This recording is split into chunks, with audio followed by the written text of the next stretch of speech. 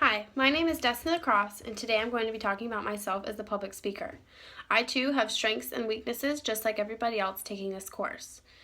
I have many strengths that entail me being able to speak on the phone day in and day out at work, and being that I can talk on the phone, I also talk to clients face to face.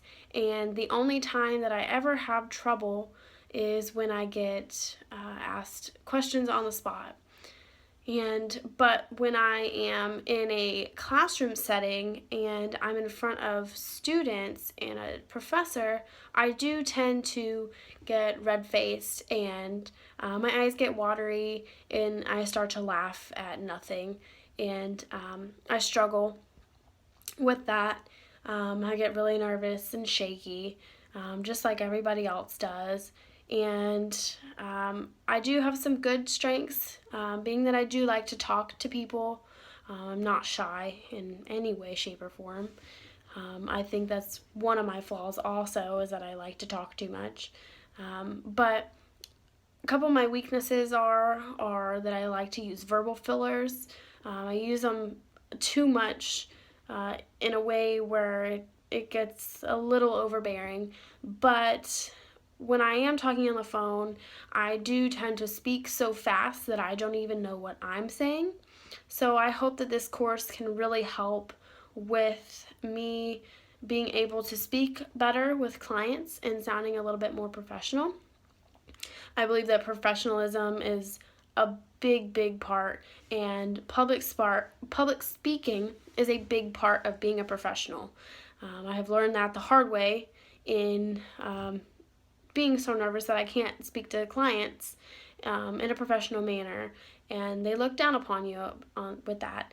And I've overcome it, and I've done better, and I feel that I could do better still. I've also learned in our research from Michael Cho the science behind stage fright. There is a scientific reasoning that I'm not going to go completely into it, but I did learn that a big part of our stage fright and nervousness in front of large crowds is genetics, and it is a social aspect. People that do struggle with social outings, social performances, things like that, they do tend to have a problem with speaking in front of large crowds. I don't really struggle completely with that, but I do in some aspects with being nervous. But I did find that interesting, and I also found a few helpful tips from Michael Cho about actually not eating dairy before a performance or being in front of a large crowd, because you tend to have to clear your throat a lot, and it makes you seem more nervous than you really are. Another good tip that I learned was bringing a water bottle if it is allowed. You can use that as an excuse to collect your thoughts and make sure that you're getting everything that you want out without seeming so nervous. Also, I learned another helpful tip.